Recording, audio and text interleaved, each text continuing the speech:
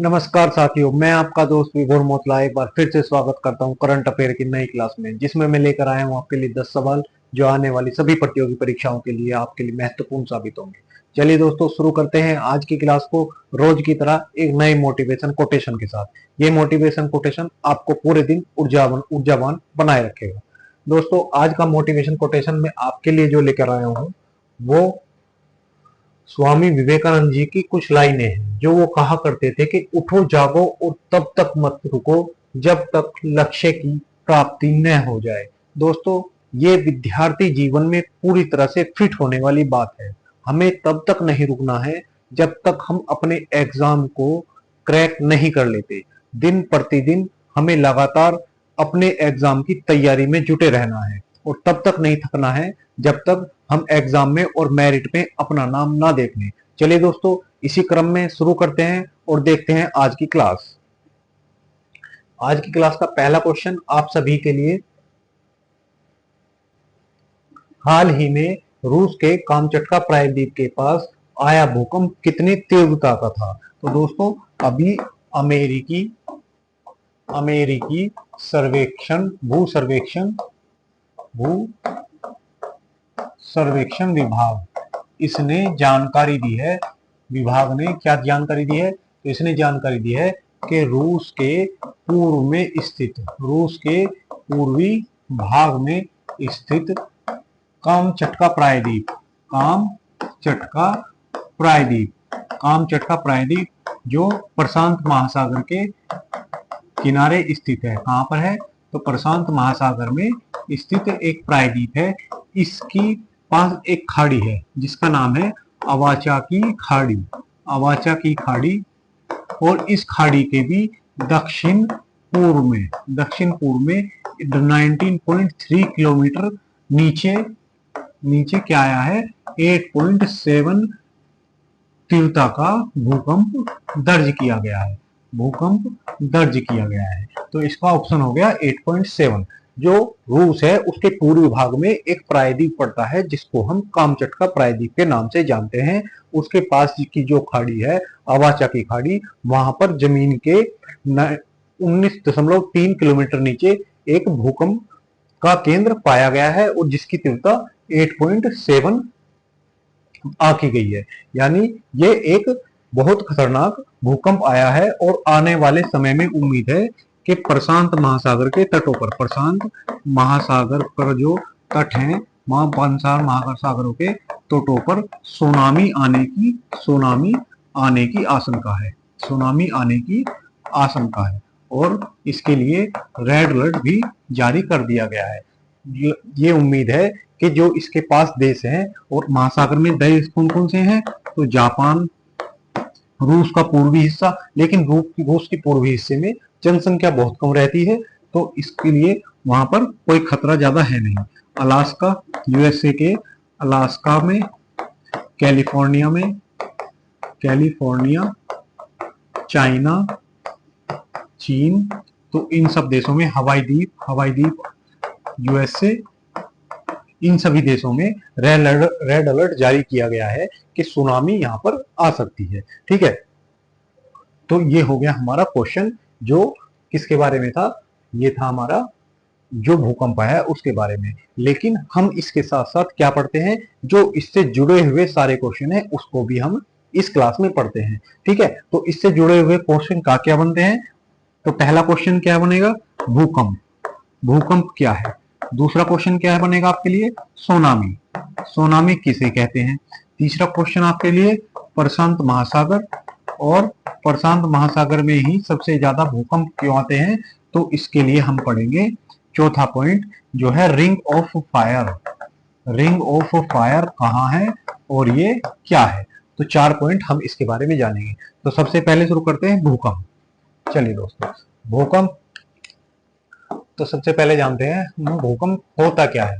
दोस्तों, जब भी पृथ्वी पर कोई हलचल देखी जाती है, भूकंप क्या है? जब भी पृथ्वी की सतह पर उत्पन्न किसी भी प्रकार की कंपन, भूकंप क्या कहलाता है? पृथ्वी सतह पर उत्पन्न कंपन क्या कहलाता है? भूकंप कहलाता है। और ये किस वजह से आ सकता है? या तो ज्वालामुखी विस्फोट हो, ज्वालामुखी विस्फोट हो जाए तो ये आ सकता है, या टेक्टोनिक प्लेट में टकराव हो तो आ सकता है। तो यानी इसके आने के अलग अलग कारण हो सकते हैं। ठीक है, तो अगर पृथ्वी की सतह पर कोई भी कंपन उत्पन्न होता है उसको हम भूकंप के रूप में जानते हैं। अब भूकंप को मापा कैसे जाता है? तो इसको मापने का एक पैमाना है। इसके मापने का पैमाना क्या है? तो इसको हम रिएक्टर स्केल पर मापते हैं। और किसके द्वारा मापते हैं? तो सिस्मोग्राफ के द्वारा मापते हैं। तो इसके मापने का पैमाना क्या हो गया? तो सिस्मोग्राफ के द्वारा इसे मापा जाता है, सिस्मोग्राफ के द्वारा मापा जाता है। अब जो ये भूकंप है ये दो पैमानों पर मापा जाता है। एक होता है रिएक्टर पैमाना, ठीक है, मापन। और पैमाने कौन से होते हैं? तो इसके पैमाने दो होते हैं, ठीक है, दो पैमाने। एक होता है रिएक्टर स्केल, रिएक्टर स्केल, और एक होता है मरकरी स्केल, मरकरी स्केल। यानी दो पैमानों पर इसे मापा जाता है। जो ये रिएक्टर स्केल है यह एक लॉग पैमाना है। कैसा है? तो यह लॉग पैमाना है। यानी इसमें जो हम गणना करते हैं 10 की पावर 1, 10 की पावर 2, 10 की पावर 3 यानी लॉग में करते हैं। और ये यहां से यहां तक अगर भूकंप आएगा तो इसकी रिएक्टर स्केल पर तीव्रता 1 होगी, ऐसे इसके आगे 2 होगी, 3 होगी, 4 होगी, 5 होगी, 6 होगी, ऐसे इसको मापा जाता है। और ये किस काम में आता है? तो ये भूकंप की तीव्रता मापने में काम आता है। भूकंप की अगर आपको तीव्रता मापनी है तो किस पैमाने का उपयोग होगा? रिएक्टर स्केल पैमाने का उपयोग किया जाता है। वहीं जो ये मरकरी स्केल है ये एक व्यवहारिक पैमाना है। कैसा है? व्यवहारिक पैमाना है। व्यवहारिक पैमाना कौन सा है? तो मरकरी स्केल व्यवहारिक पैमाना है। और ये किस चीज की गणना करता है? तो ये गणना करेगा भूकंप से होने वाले नुकसान की, होने वाले नुकसान की गणना करता है। ठीक है, तो भूकंप से जो होने वाला नुकसान होगा उसकी गणना कौन करेगा? तो उसकी गणना मरकरी स्केल द्वारा की जाती है। और ये कार्य कैसे करता है? तो ये गुणात्मक पैमाना है। आपसे अगर कोई पूछे गुणात्मक पैमाना कौन सा है तो गुणात्मक पैमाना मरकरी होगा। तो ये हो गया हमारा भूकंप। अब हम दूसरा पॉइंट जानते हैं, सुनामी। ठीक है, सुनामी। सुनामी, सुनामी क्या होता है? सुनामी एक जापानी भाषा का शब्द है। ठीक है, इसका मतलब होता है विशाल समुद्री लहरें। तो इसका अर्थ क्या होगा? सुनामी का अर्थ होता है विशाल समुद्री लहरें। समुद्री लहरें क्या कहलाती हैं? तो ये सुनामी कहलाती है। अगर बात करें सुनामी की तो सुनामी कब उत्पन्न होती है? जब पृथ्वी पर जो समुद्र है और समुद्र की सतह पर कोई हलचल उत्पन्न हो, और वो हलचल इतनी हो कि वो समुद्र के पानी को हिला दे। जैसा अक्सर आपने बाल्टी में देखा होगा, अगर घर में आप बाल्टी ऊपर तक भर लें और उसमें थोड़ा धक्का लगाएं तो उसमें पानी में हलचल उत्पन्न हो जाती है और पानी बाल्टी से बाहर गिर जाता है। ऐसे ही अगर समुद्र में पानी की सतह पर नीचे कोई हलचल उत्पन्न होती है, भूकंप आता है, ज्वालामुखी विस्फोट होता है, तो वो क्या है? समुद्र के पानी को हिला देता है। और वो समुद्र का पानी तट को तोड़कर कहा इंसानों को प्रभावित करता है। तो इसमें ऊंची ऊंची लहरें उठती हैं, इसे हम सुनामी के नाम से जानते हैं। तो ये बात हुई हमारी सुनामी के बारे में। अब हम बात करें प्रशांत महासागर। प्रशांत महासागर, प्रशांत महासागर ये दुनिया का सबसे बड़ा महासागर है। महासागर है। ये कितना बड़ा महासागर है? तो ये पूरी पृथ्वी के एक तिहाई हिस्से पर स्थित है। ठीक है, तो जो पूरी पृथ्वी है उसके एक तिहाई हिस्से पर तो प्रशांत महासागर ही स्थित है। अगर मैं इसके साइज की बात करूं तो इसमें 5.5 चंद्रमा समा सकते हैं। चंद्रमा समा सकते हैं, यानी जितने सरफेस 5.5 चंद्रमाओं का है उतने के बराबर अकेला प्रशांत महासागर है। तो आप जान सकते हैं कितना बड़ा ये महासागर है। अगर मैं बात करूं तो इसमें आकार की, तो इसका आकार कैसा है, तो वो इसका आकार वृत्ताकार है, यानी ये गोल आकार का लगभग शेप में दिखाई देता है। जब हम अंतरिक्ष में जाकर इसको देखेंगे तो ये गोलाकार हमें दिखाई देता है। इसकी औसत गहराई कितनी है, इसकी औसत गहराई, इसकी औसत गहराई लगभग 4000 मीटर है। 4000 मीटर इसकी औसत गहराई है। और इसका सबसे निचला बिंदु, सबसे निचला बिंदु क्या है, तो इसका सबसे निचला बिंदु जो दुनिया का भी सबसे निचला बिंदु है, यानी दुनिया में इससे गहरा स्थान अभी तक नहीं खोजा गया है।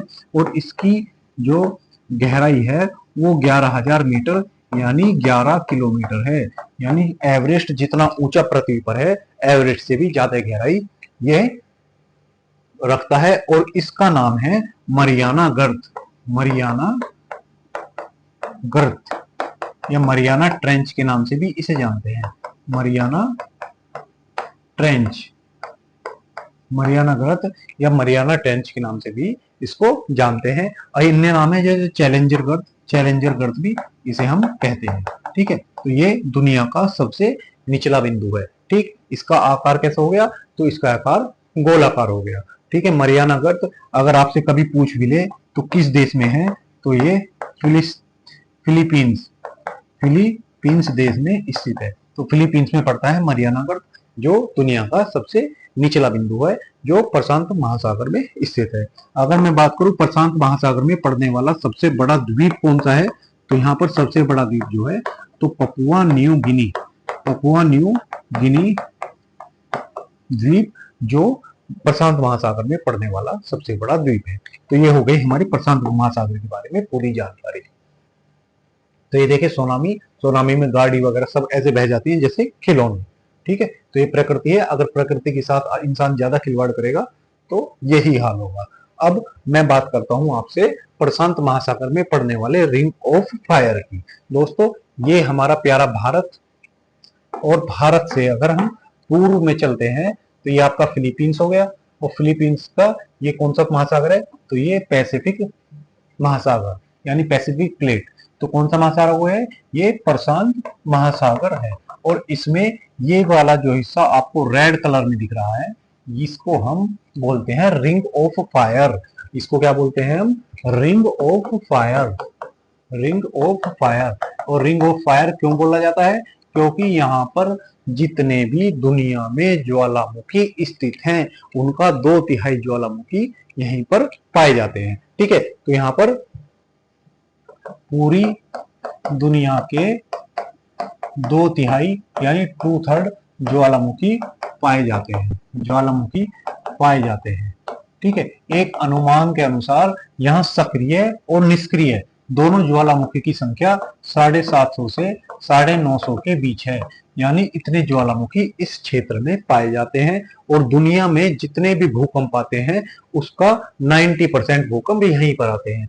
दुनिया के 90% भूकंप इसी क्षेत्र में हमें देखने को मिलते हैं। तो ये कौन सा क्षेत्र है, पैसिफिक, पैसिफिक यानी प्रशांत महासागर वाला क्षेत्र में जो रेड कलर का आपको दिख रहा है ये हिस्सा है। अब यहाँ पर आप देख सकते हैं ये जो प्रायद्वीप है रूस का, इसको हम बोलते हैं कमचटका प्रायद्वीप, कमचटका प्रायद्वीप। और इसके दक्षिण पूर्व में ले यानी यहाँ पर ये अवाचा की खाड़ी है। और अवाचा की खाड़ी में क्या आया है, ये भूकंप आया है। और इसके लिए अलर्ट जो जारी किया गया है अलास्का और जो नॉर्थ अमेरिका के पश्चिमी तट पर स्थित जितने भी राज्य हैं उनमें अलर्ट जारी किया गया है। वैसे ही जापान में, चाइना में, इन सब में अलर्ट इसके लिए जारी किया गया है।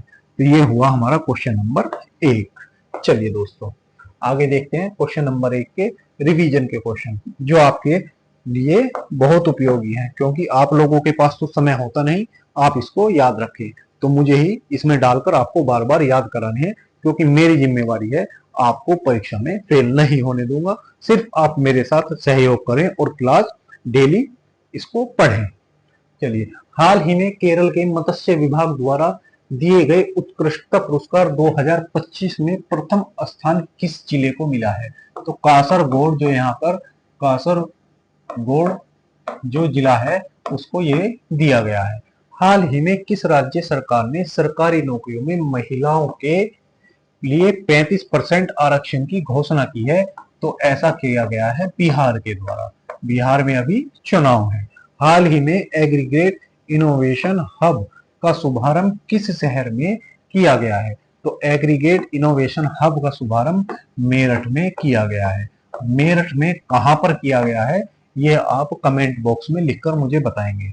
हाल ही में इसरो ने किस मिशन के प्रपल्शन सिस्टम का सफल परीक्षण किया है? तो जो हमारे इसरो के गगनयान मिशन है उसका प्रपल्शन सिस्टम का परीक्षण किया गया है। चलिए क्वेश्चन नंबर 2 आज का आपके लिए। हाल ही में डीआरडीओ द्वारा पर्ले मिसाइल का परीक्षण कहां से किया गया है? दोस्तों अभी हमारे डीआरडीओ ने एक और मिसाइल का परीक्षण कर दिया है। जब से ऑपरेशन सिंदूर हुआ है भारत लगातार क्या कर रहा है? भारत लगातार अपनी जो सैन्य क्षमता है उसमें विस्तार करता जा रहा है। इसी क्रम में भारत का जो डीआरडीओ है जिसको हम डिफेंस रिसर्च डेवलपमेंट ऑर्गेनाइजेशन के नाम से जानते हैं और जिसकी स्थापना कब हुई थी? तो इसकी स्थापना जो हुई है वो 1 जनवरी 1958 को स्थापना हुई है। और इसका हेडक्वार्टर कहां पर है? तो इसका हेडक्वार्टर दिल्ली में है। दिल्ली में इसका हेडक्वार्टर है। और इसके वर्तमान हेड कौन है? यानी वर्तमान इसके अध्यक्ष जिन्हें हम जानते हैं उनका नाम है समीर कामत। समीर कामत इनका नाम है।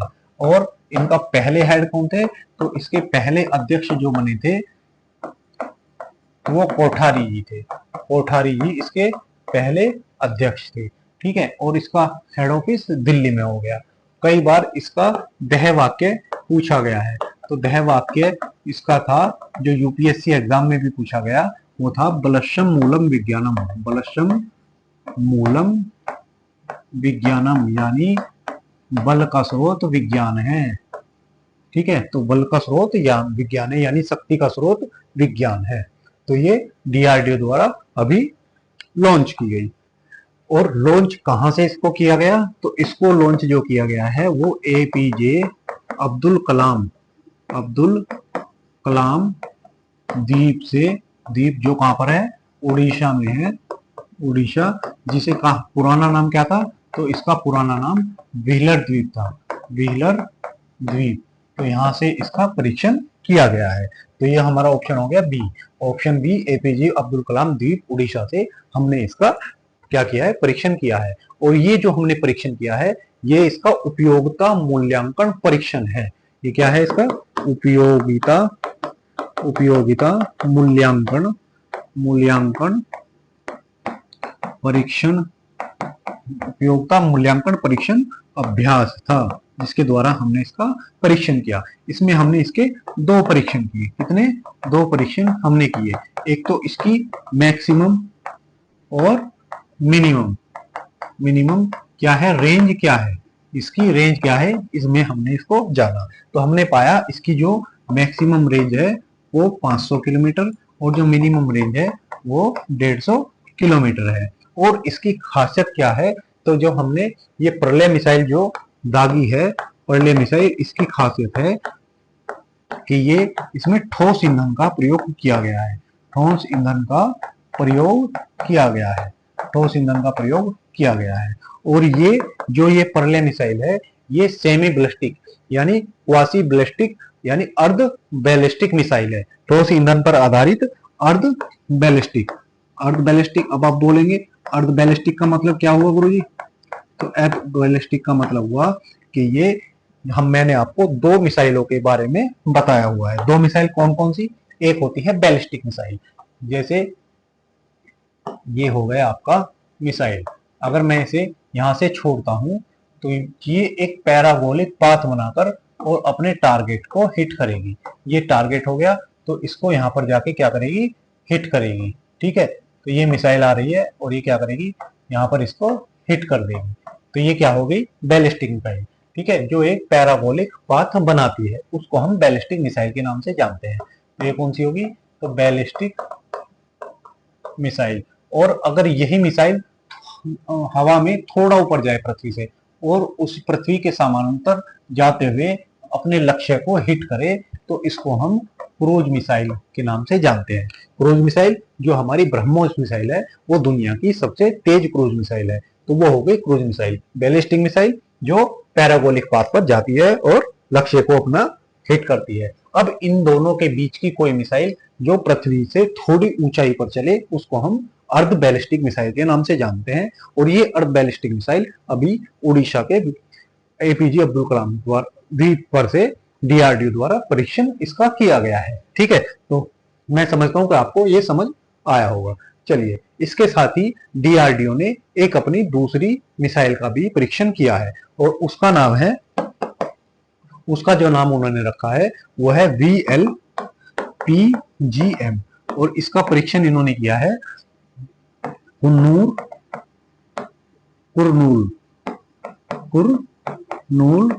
ओपन एरिया स्टेशन कुरनूल से, जो कहां पर है, तो ये आंध्र प्रदेश में है। आंध्र प्रदेश में यहां से इसका परीक्षण किया गया है। और ये कैसी मिसाइल है, तो ये जो है एक unmanned arrear vehicle launched precise guide missile है। तो कैसी है,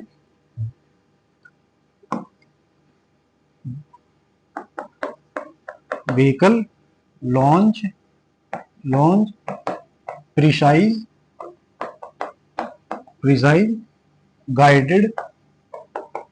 गाइडेड मिसाइल है।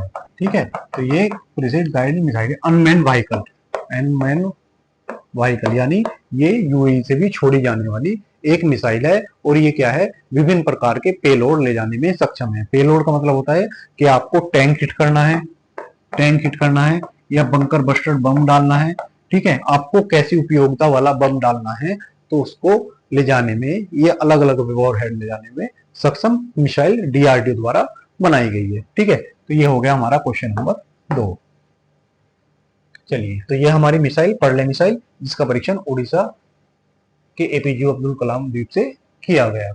हाल ही में एप्पल ने किसे अपना नया मुख्य संचालन अधिकारी यानी COO नियुक्त किया है, तो ये जो सबीही खान है इनको किया गया, सबीही खान को इसका COO यानी चीफ ऑपरेशन ऑफिसर इनको नियुक्त किया गया है। हाल ही में चिंता रविचंद्रन पुरस्कार 2025 से किस साहित्यकार को सम्मानित किया गया, तो जो शरण कुमार लिम्बाले हैं। कौन? शरण कुमार लिम्बाले इनको सम्मानित किया गया है। ठीक है, तो आप ये याद रखेंगे। हाल ही में समुद्री ज्वर में फंसे 33 दुर्लभ खराई ऊंट अभी चर्चा में थे। तो भारत के किस में, कहां से, तो गुजरात में ये पाए जाते हैं। हाल ही में स्विट्जरलैंड में नवजात शिशुओं के लिए मलेरिया की कौन सी दवा को मंजूरी दी गई है, तो इसका नाम है क्वार्टरम बेबी नाम की एक दवा है जो मलेरिया की स्विट्जरलैंड में बनाई गई है। चलिए, अब देखते हैं हम क्वेश्चन नंबर 3। हमारा क्वेश्चन नंबर 3 है, हाल ही में प्रधानमंत्री नरेंद्र मोदी ने इंदिरा गांधी के कितने दिनों को लगातार प्रधानमंत्री के कार्यकाल तोड़ा है, रहने का कार्यकाल तोड़ा है। तो हमारे जो प्रधानमंत्री जी हैं उन्होंने क्या किया है, अभी इंदिरा गांधी जी के लगातार 477 दिन पीएम रहने का रिकॉर्ड तोड़ दिया है। ठीक है, अब क्या होगा कि अब प्रधानमंत्री जो है, सिर्फ प्रधानमंत्री जो हमारे सबसे पहले प्रधानमंत्री जवाहरलाल नेहरू के बाद दूसरे सर्वाधिक समय लगातार पीएम रहने वाले क्या होंगे, पीएम होंगे। यानी लगातार जो समय इन्होंने व्यतीत किया है पीएम के पद पर, उसमें ये अपना दूसरा नंबर पा चुके हैं। इससे पहले मैं बात करूं तो इंदिरा गांधी दूसरे नंबर पर थी। इन्होंने लगातार पीएम के रहने के मामले में इंदिरा गांधी को पीछे छोड़ दिया है। जो हमारी इंदिरा गांधी जी थी वो 96 इंदिरा गांधी जनवरी 1966 से और 1977 के बीच 4077 दिन प्रधानमंत्री रही। अब जो हमारे प्रधानमंत्री मोदी जी हैं, पीएम मोदी जी, ये 26 मई 2014 को क्या बने, प्रधानमंत्री बने। और 25 जुलाई 2025 को इन्होंने क्या किया, 478 दिन पीएम रहने का, लगातार पीएम रहने का रिकॉर्ड बनाया। जो हमारे मोदी जी हैं, ये दूसरी बार पूर्ण बहुमत की गैर कांग्रेसी पीएम है। मतलब बहुमत से सरकार बनाने वाले दूसरे गैर कांग्रेसी पीएम है, यानी पहले गैर कांग्रेसी पीएम है जिन्होंने पूर्ण बहुमत की सरकार बनाई है और अपना 2 बार का यानी 10 साल का कार्यकाल इन्होंने प्रधानमंत्री के तौर पर पूरा किया है। तो यह हो गया हमारा क्वेश्चन नंबर 3, हाल ही में चर्चा में था, तो मैंने सोचा आपको याद दिला दूं। तो ये हमारे पीएम मोदी जी, और अभी लग रहा है कि एक टर्म और पूरी कर जाएंगे। चलिए रिवीजन के क्वेश्चन देख लेते हैं। हाल ही में दिल्ली सरकार ने महिलाओं को मुफ्त बस यात्रा सुविधा के लिए किस कार्ड की शुरुआत की है? तो हमारे जो फ्री बीन्स है यानी मुफ्त की सेवाएं, वो भारत में जोरों पर है, और इसके लिए इन्होंने सहेली स्मार्ट कार्ड की योजना शुरू की है। तो सहेली स्मार्ट कार्ड की योजना किसने शुरू की? तो स्मार्ट कार्ड योजना दिल्ली सरकार द्वारा शुरू की गई है। हाल ही में ऑपरेशन कालनेमी किस राज्य सरकार द्वारा शुरू किया गया? तो ये जो हमारी उत्तराखंड की सरकार थी, जो फर्जी बाबा है, यानी जो अपना धर्म और नाम छुपाकर कावड़ यात्रा के दौरान बाबा बने बैठे थे और वहां से पैसा कमा रहे थे, उनको पकड़ के निकालने के लिए ये कालनेमी ऑपरेशन उत्तराखंड द्वारा चलाया गया। हाल ही में टाइम्स 100 क्रिएटर की सूची में शामिल होने वाली पहली भारतीय कौन बनी है? तो टाइम्स 100 के क्रिएटर की सूची में शामिल होने वाली प्राजक्ता कोहली जी है। कौन है? तो प्राजक्ता कोहली जी ने ये उपलब्धि हासिल की है। जुलाई 2025 में ताजा फीफा रैंकिंग में भारत की रैंक 133, यानी फुटबॉल में हम दुनिया में 133वें नंबर पर आते हैं। अब देखते हैं क्वेश्चन नंबर 4। आज का क्वेश्चन नंबर 4 है, हाल ही में लॉन्च ज्ञान भारतम मिशन। कौन सा मिशन? तो ज्ञान भारतम मिशन का मुख्य उद्देश्य क्या है? अभी जो हमारे प्रधानमंत्री मोदी जी थे, तो वो क्या है, वो हर माह के अंतिम रविवार को एक वार्ता करते हैं कि, और इस वार्ता को हम क्या कहते हैं? मन की बात कार्यक्रम के नाम से जानते हैं। और इस बार इसका 124वां संस्करण था। कौन सा? 124वां संस्करण इसका इस बार आयोजित किया गया। कब? 27 जुलाई को, मतलब 124वीं बार प्रधानमंत्री ने लोगों को संबोधित किया, और इस संबोधन में उन्होंने बताया कि जो मैं एक पहल शुरू करने जा रहा हूं जिसका नाम है ज्ञान भारतम मिशन पहल शुरू करने की इन्होंने बात कही। और ये पहल किस लिए शुरू की गई है? तो ये जो हमारी प्राचीन भारतीय पांडुलिपियां हैं, उनको डिजिटल और संरक्षित करना, डिजिटलीकरण करना और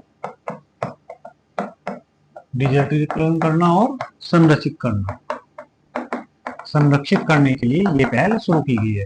यानी जो हमारी विरासत है, जो आज तक का हमारा ज्ञान संचित है पांडुलिपियों में, उनको हम सुरक्षित कर देंगे और उनको डिजिटल वे में उनको डाल देंगे, जिससे वो लंबे समय तक सुरक्षित रहें और इस ज्ञान को संरक्षित रखा जा सके अपने लिए और आने वाली पीढ़ियों के लिए।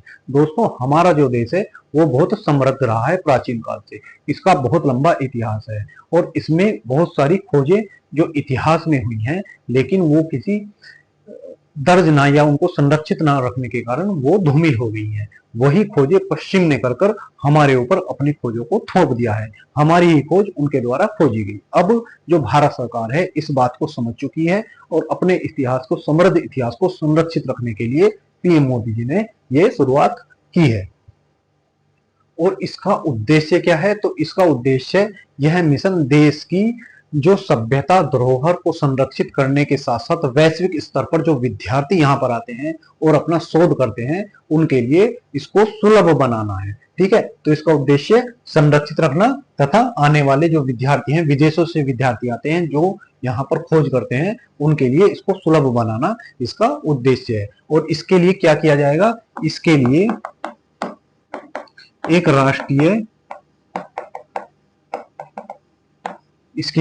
राष्ट्रीय डिजिटल भंडार का निर्माण किया जाएगा। राष्ट्रीय डिजिटल भंडार का निर्माण किया जाएगा। राष्ट्रीय डिजिटल भंडार का निर्माण किया जाएगा, यानी एक ऐसा बैंक बनाया जाएगा जहां पर इन सबको क्या किया जा सके, संरक्षित रखा जा सके। और इस बैंक में जो है उसमें हमारे जो वर्षों पुराने ज्ञान, दर्शन, विज्ञान, आप लिख लीजिए, इसमें ज्ञान, दर्शन, विज्ञान, गणित जो आदि खोजे हैं, जो प्राचीन काल में, जैसे हमारा आयुर्वेद हो गया, आयुर्वेद इसमें हम लिख लीजिए, आयुर्वेद, इनको क्या किया जाएगा? इनको डिजिटल वे में संरक्षित रखा जाएगा। ठीक है, और इसके लिए पीएम मोदी ने इसकी योजना की शुरुआत की है। एक अनुमान के अनुसार 1 करोड़ से अधिक पांडुलिपियों को इसमें संग्रहित किया जाएगा, यानी 1 करोड़ से अधिक पांडुलिपियां ऐसी हैं जिनको हम इसमें रखकर सुरक्षित रखेंगे। इसी को हमारे जो प्रधानमंत्री मोदी जी हैं, उन्होंने इसको भारत की आत्मा का अध्याय कहा है। इसको पीएम मोदी ने भारत की आत्मा का अध्याय, भारत की आत्मा का अध्याय कहा है, भारत की अध्याय कहा है। तो भारत की जो आत्मा है उसका अध्याय एक और जोड़ा गया है, प्रधानमंत्री जी ने ऐसी बात कही है। इस मिशन के लिए जो हमारा बजट आया था 2025 का, इसके लिए जो हमारा बजट था 2025, तो इसके लिए बजट 2025 में 3.5 करोड़ रुपए की क्या किया गया था? बजट आवंटित किया गया था। और इसको बढ़ाकर अब कितना कर दिया गया है? तो 600 करोड़ इसको बढ़ाकर कर दिया गया है। यानी इसकी जो उपयोगिता है उसको समझते हुए भारतीय सरकार ने 3.5 करोड़ से इसकी राशि को बढ़ाकर 600 करोड़ करने का प्रावधान अभी पारित कर दिया है। यहीं पर हमारे प्रधानमंत्री मोदी जी ने यूनेस्को में जो विश्व धरोहर में सूची में हमारे मराठा साम्राज्य के किलों को शामिल किया है, उसकी भी प्रशंसा की है। ठीक है, कितने किले शामिल किए गए हैं? तो 12 किले शामिल किए गए हैं, जिसमें से 11 महाराष्ट्र के हैं और एक तमिलनाडु का है। एक तमिलनाडु का और 11 महाराष्ट्र के किले हैं जो है अभी इसमें शामिल किए गए हैं। आप कमेंट बॉक्स में लिखकर बताएंगे यूनेस्को विश्व धरोहर में भारत की कितनी साइटें शामिल हो चुकी हैं। इसको मिलाने के बाद भारत के पास कितनी विश्व धरोहर सूची में साइटें हैं। तो ये हमारी प्रधानमंत्री मोदी जी की 124वां संस्करण है मन की बात का। हाल ही में किस राज्य को बैटरी निर्माण के उत्कृष्टता प्रदर्शन के लिए राष्ट्रीय पुरस्कार? तो तेलंगाना को बैटरी निर्माण के लिए ये पुरस्कार दिया गया है, क्योंकि बैटरी ऊर्जा को संरक्षित रखने का एक सुलभ माध्यम है और आने वाले समय में इसकी हमें काफी आवश्यकता पड़ने वाली है। ठीक है, तो इसके लिए तेलंगाना को ये दिया गया है। हाल ही में किस राज्य सरकार ने गणेशोत्सव को राज्य उत्सव घोषित किया है? तो महाराष्ट्र सरकार ने ऐसा किया है। हाल ही में किस राज्य सरकार ने हाथियों और मनुष्यों के बीच संघर्ष को कम करने के लिए गज मित्र पहल, तो आप इसको याद रखेंगे, गज मित्र असम के द्वारा शुरू की गई। हाल और असम एक ऐसा राज्य है जिसमें भारत में सर्वाधिक मात्रा में हाथी पाए जाते हैं, यानी भारत में जो कुल संख्या हाथियों की है सबसे अधिक असम में पाई जाती है। हाल ही में HUL हिंदुस्तान यूनिलीवर लिमिटेड की पहली महिला CEO MD कौन बनी है? तो मैंने आपको बताया हुआ है कि जो भी पहली हो उसको हमेशा आप याद रखेंगे। तो इसका नाम है प्रिया नायर। प्रिया नायर जी को ये नियुक्त किया गया है। चलिए क्वेश्चन नंबर 5 आज का आपके लिए। क्वेश्चन नंबर 5 है, हाल ही में राष्ट्रीय शिक्षा नीति 2020 को जुलाई 2025 में कितने वर्ष पूरे होने जा रहे हैं? तो जुलाई 2025 में इसके 5 वर्ष पूरे होने जा रहे हैं। तो इसका ऑप्शन क्या होगा? ऑप्शन बी 5 वर्ष।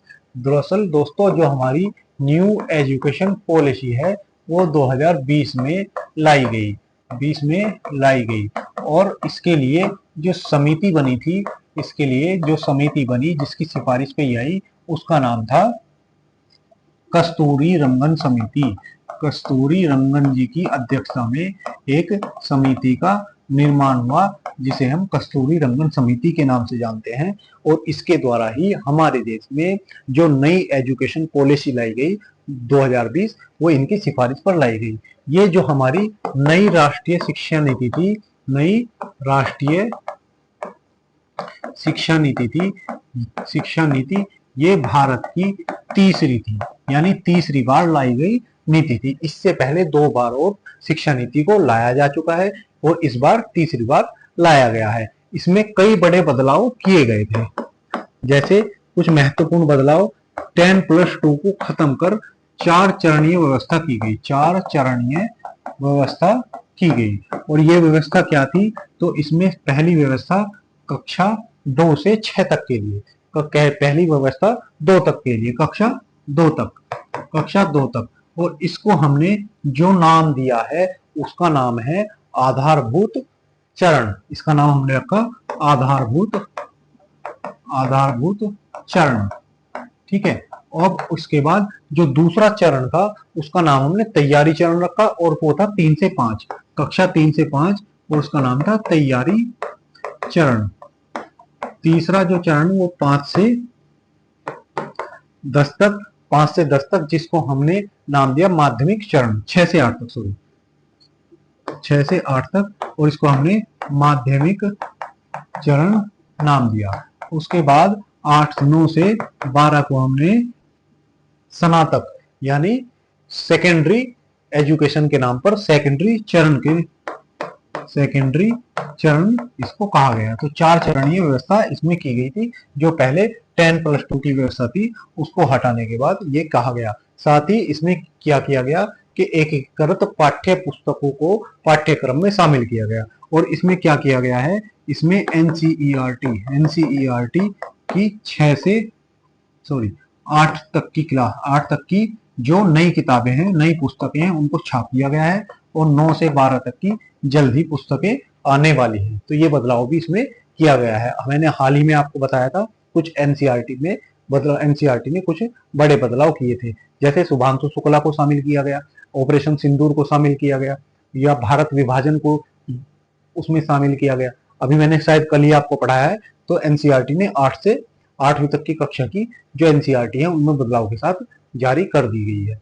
तो तीसरा क्या इसमें बदलाव किया गया है, तो प्रारंभिक बाल अवस्था देखभाल। और इसके लिए इन्होंने कहा है कि जो पहली क्लास में बच्चा आएगा उसकी उम्र न्यूनतम 6 वर्ष होनी चाहिए, यानी 6 वर्ष से पहले बच्चे को फर्स्ट क्लास में नहीं डाला जाएगा। और जो हमारी एजुकेशन है उसको क्षेत्रीय भाषा में करने की भी इसमें अनुमति दी गई है। इसके लिए हमने अभी दिखाया था कि जबलपुर एमपी में पहला एमबीबीएस हिंदी में करने वाला कॉलेज खुला है। तो ये हो गई हमारी, क्या है, ये हमारी नई राष्ट्रीय शिक्षा नीति। चलिए अब देखते हैं क्वेश्चंस इससे जुड़े हुए।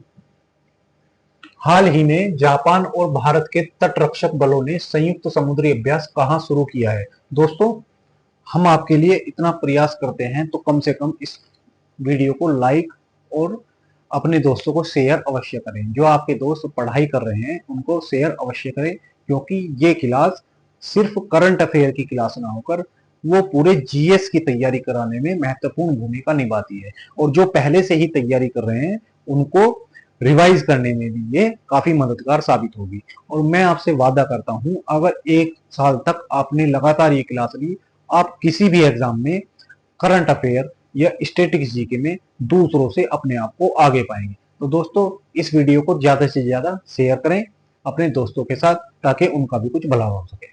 चलिए दोस्तों, तो रिवीजन का पहला क्वेश्चन, हाल ही में जापान और भारत के तटरक्षक बलों ने संयुक्त समुद्री अभ्यास कहाँ किया है। तो इन्होंने अभ्यास जो किया है वो चेन्नई में किया है। कहां पर? चेन्नई में इन्होंने अभ्यास किया है। हाल ही में किस देश के खमेर रुज स्थल को यूनेस्को की विश्व विरासत सूची में शामिल किया गया है। तो कंबोडिया के जो स्थल है उनको शामिल किया गया है। भारत ने हाल ही में किस प्रकार के वाहनों को बढ़ावा देने के लिए प्रोत्साहन योजना शुरू की है? तो जो इलेक्ट्रिक इलेक्ट्रिक ट्रक जो हैं इनको बढ़ावा देने के लिए शामिल किया गया है। हाल ही में किस राज्य ने हरेला पर्व उत्सव पर 5 लाख से अधिक पौधे लगाने की योजना बनाई है? तो ये योजना हरेला उत्सव कहाँ मनाया जाता है? उत्तराखंड में। तो ये योजना भी उत्तराखंड की हुई। अब देखते हैं question number 6।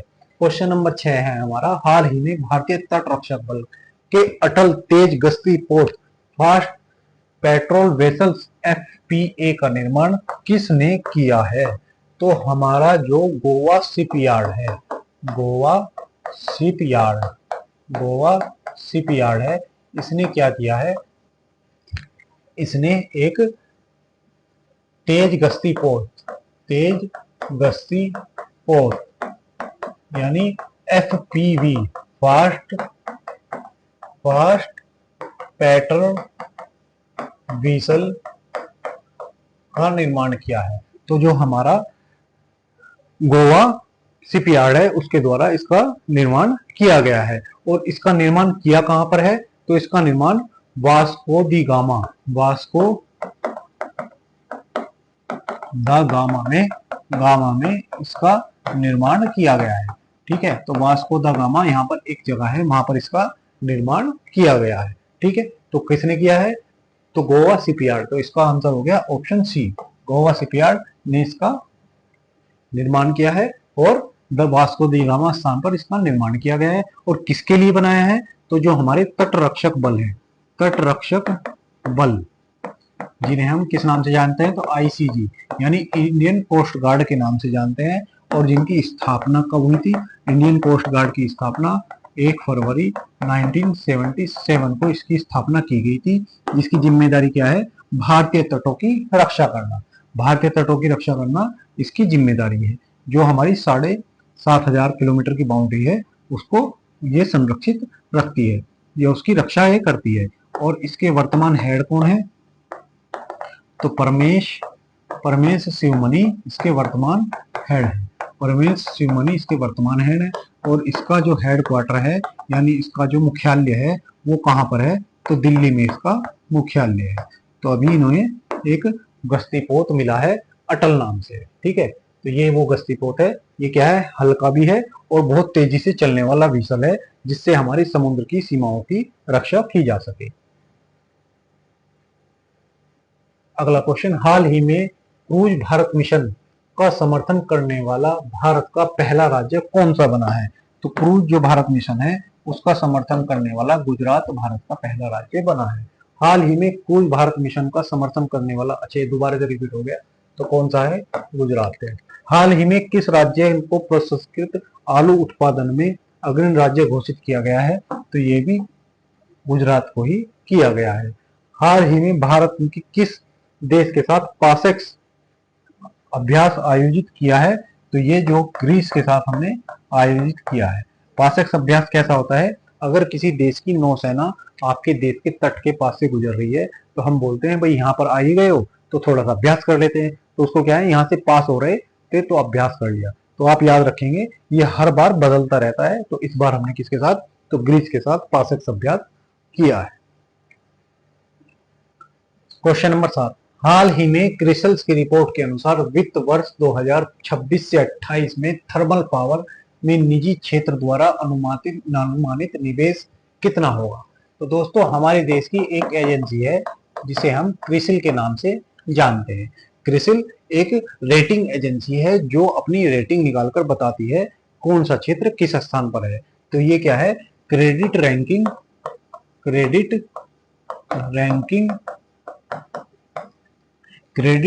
Ranking information service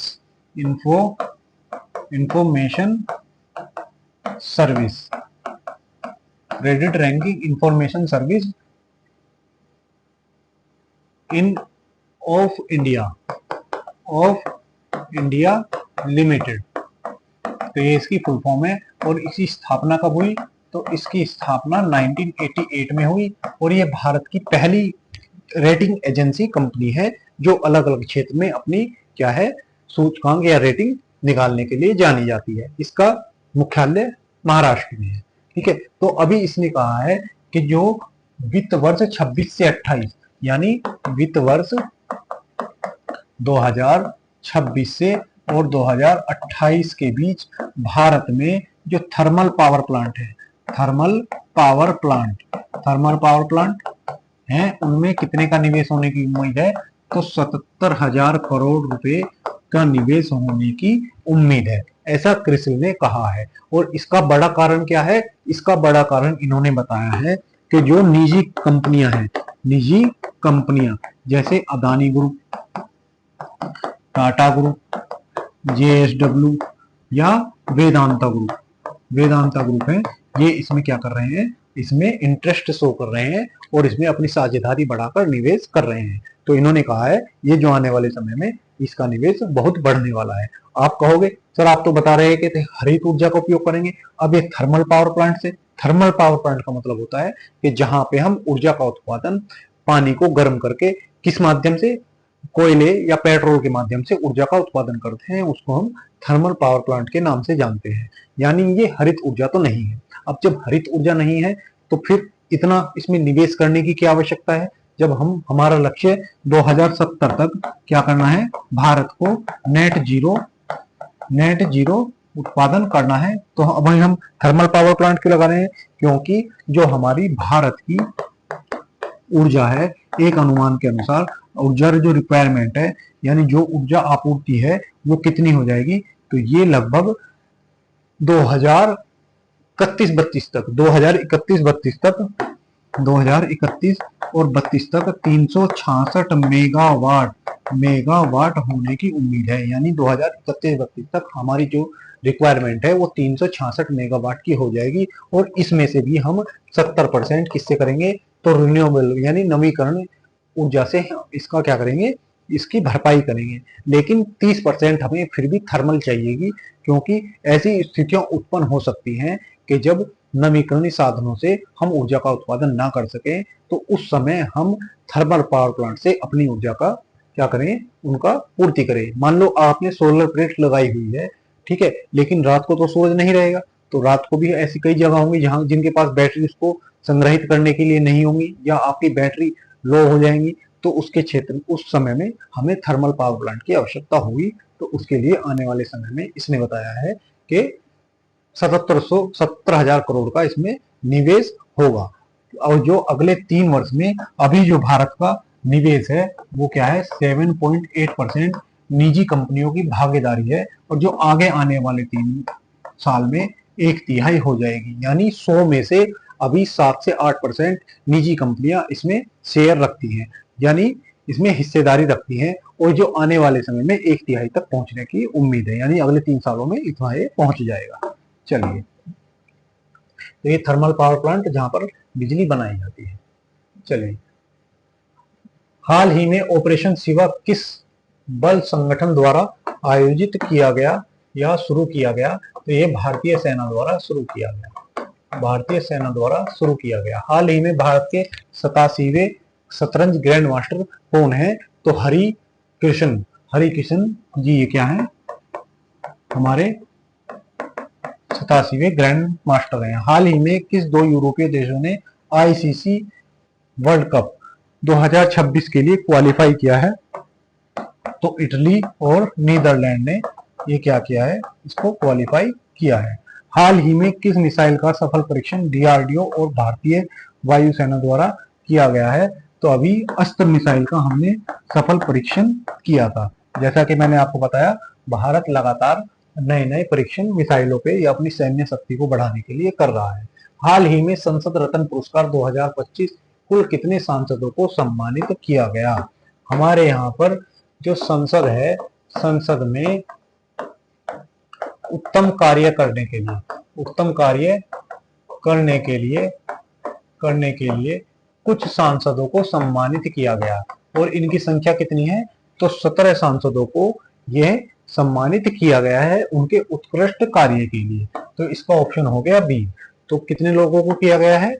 उसके लिए 17 लोगों को किया गया है। इसके अलावा 4 लोगों को हमारे यहाँ पर क्या किया गया है? 4 लोगों को हमारे यहाँ पर जूरी पुरस्कार से सम्मानित किया गया है। जूरी पुरस्कार से सम्मानित किया गया है, यानी एक पुरस्कार और दिया गया है जिसका नाम है जूरी पुरस्कार। और वो किन 4 लोगों को, तो आप इन 4 लोगों के नाम याद रख सकते हैं। एक है हमारे भर्तहरि मेहताब, भर्तहरि मेहताब जी हैं, भर्तहरि मेहताब। दूसरी सुप्रिया सुले, सुप्रिया सुले, ठीक है, सुप्रिया सुले हो गई, भर्तहरि मेहताब हो गए, और एक है एनके प्रेमानंद, एनके प्रेमानंद गुरु जी का ही नाम याद आ गया है, प्रेमचंद, प्रेमचंद। तो एनके प्रेमचंद, और एक है श्रीरंग, श्रीरंग बनाटे, बनाटे, ये कहां से, महाराष्ट्र से। तो इन 4 लोगों को ये जूरी पुरस्कार से सम्मानित किया गया है। अगर मैं बात करूं संसद की, तो भारतीय संविधान के अनुच्छेद 79 में बताया गया है कि भारत की एक संसद होगी, और भारत की संसद के 3 अंग होते हैं। तो ये 3 अंग कौन कौन से हैं, तो राष्ट्रपति, सॉरी, लोकसभा, राज्यसभा और राष्ट्रपति, राष्ट्रपति, यानी इन तीनों से मिलकर हमारी क्या बनती है, संसद बनती है। अगर कोई बिल लोकसभा से हम पास करा लेते हैं, उसके बाद राज्यसभा में जाता है तो पास करा लेते हैं, यानी दोनों सदनों से पास होने के बाद जब राष्ट्रपति उस पर अपने हस्ताक्षर करेंगे, उसके बाद ही बिल कानून बन पाता है। तो इन तीनों के द्वारा जब ये प्रोसेस से गुजर जाता है तो कोई बिल कानून बनता है। तो इसलिए ये हमारे तीनों संसद के अंग हैं। तो ये रे सांसद, आपने किरण रिजिजू जी को बैठे हुए देखा, तो ये इनको सम्मानित किया गया। चलिए, हाल ही में भारत ने किस देश के फर्म मॉडर्न के साथ 5 वर्ष के लिए डीएपी उर्वरक समझौता किया है? तो जो ये फर्म है सऊदी अरब की फर्म है, वहां की है, तो सऊदी अरब की फर्म है, इसके साथ हमने ये समझौता किया है। भारत और ऑस्ट्रेलिया के बीच हाल ही में आयोजित संयुक्त सैन्य अभ्यास का नाम क्या है? तो ऑस्ट्रो हिंद, ऑस्ट्रे हिंद इसका नाम है। हाल ही में ईगा स्वेटिक ने ग्रैंड स्लैम टूर्नामेंट में खिताब जीता है, तो इन्होंने विंबलडन में, कहां पर जीता है, विंबलडन में। और जो विंबलडन में पुरुष खिताब किसने जीता है, तो जेनिक सिनर ने जीता है, जेनिक सिनर। यानी विंबलडन की महिला चैंपियन कौन है, ईगा स्वेटिक, और पुरुष चैंपियन कौन है, तो जेनिक सिनर है। ठीक है, विंबलडन कहां पर होता है, तो ये यूके में खेला जाता है। ठीक, और कौन से कोर्ट पर खेला जाता है, तो ये ग्रास कोर्ट पर खेला जाता है। क्वेश्चन नंबर 9 आज का आपके लिए, हाल ही में दिव्यांशी भौमिक ने किस टूर्नामेंट में अंडर 15 बालिका एकल में स्वर्ण पदक जीता है? तो ये जो है Asian youth table tennis, Asian youth table tennis championship, Asian youth table tennis championship 2025। और इसका आयोजन कहां पर हुआ है, तो इसका आयोजन उज्बेकिस्तान में। कहां पर हुआ है इसका आयोजन, तो ताशकंद उज्बेकिस्तान में, ताशकंद उज्बेकिस्तान में इसका आयोजन हुआ है। तो ताशकंद उज्बेकिस्तान में इनका आयोजन हुआ है। और ये जो हमारी दिव्यांशी जी हैं, दिव्यांशी जी 14 वर्षीय खिलाड़ी हैं, 14 वर्षीय खिलाड़ी है।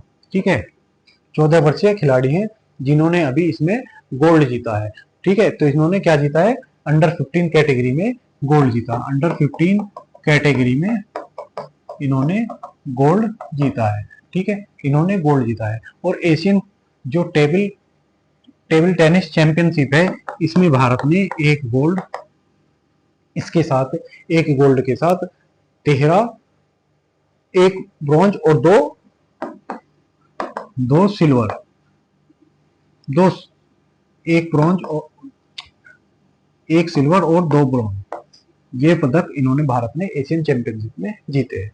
तो इसका आयोजन अभी कहां पर हुआ, तो उज्बेकिस्तान में इसका आयोजन हुआ। और ये हमारी दिव्यांशी जी 14 वर्षीय खिलाड़ी जो अंडर 15 में स्वर्ण पदक भारत के लिए लेकर आई है, और ऐसा करने वाली 36 साल बाद पहली खिलाड़ी बनी है जिन्होंने ये कारनामा दोहराया है। यानी 36 साल से कोई ऐसा खिलाड़ी नहीं था जो वहां से गोल्ड लेकर आया हो। हाल ही में राष्ट्रीय आयुर्विज्ञान आयोग के अध्यक्ष के रूप में किसे नियुक्त किया गया है? तो जो नियुक्ति की गई है वो है डॉक्टर अभिजीत सेठ जी को नियुक्त किया गया है। अभिजीत सेठ जी को नियुक्त किया गया है। हाल ही में किस शहर को 2025 में पहली छमाही में भारत का दूसरा सबसे प्रदूषित शहर, तो ये दिल्ली को किया गया है। हाल ही में जारी रिपोर्ट के अनुसार 2025 में किस क्षेत्र की ग्रीष्मकालीन समुद्री बर्फ सबसे कम स्तर पर है? तो आर्कटिक की जो बर्फ है वो सबसे कम स्तर पर पहुंच गई है। किस देश ने हाल ही में दुनिया की पहली पारंपरिक ज्ञान डिजिटल लाइब्रेरी शुरू की है? तो ये भारत द्वारा शुरू की गई है, भारत ने इसको शुरू किया है। आज का अंतिम क्वेश्चन आपके लिए, हाल ही में लॉन्च जियोपैक क्या है? दोस्तों जियोपैक क्या है? एक क्लाउड आधारित वर्चुअल डेस्कटॉप सेवा है। तो क्या है ये? डेस्कटॉप सेवा है। अभी हमारी जो जियो कंपनी है जिसे आप फ्री इंटरनेट के लिए जानते हैं, उसने क्या किया है? एक क्लाउड आधारित वर्चुअल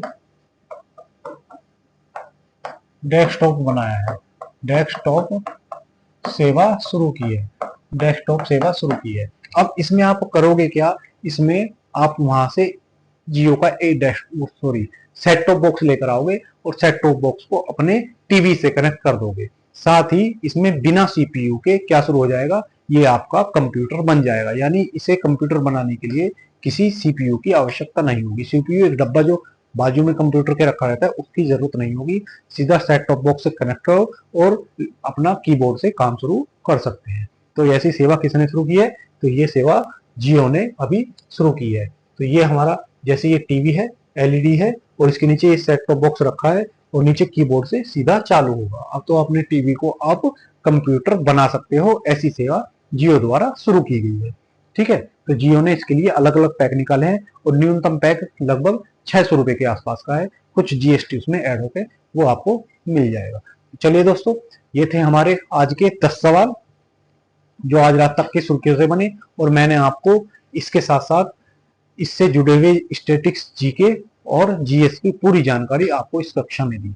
तो आशा करता हूं आपको ये हमारी क्लास पसंद आई होगी। कृपया चैनल को लाइक करें और अपने दोस्तों के साथ शेयर अवश्य करें। इसकी रीच थोड़ी सी बढ़वा दें। धन्यवाद।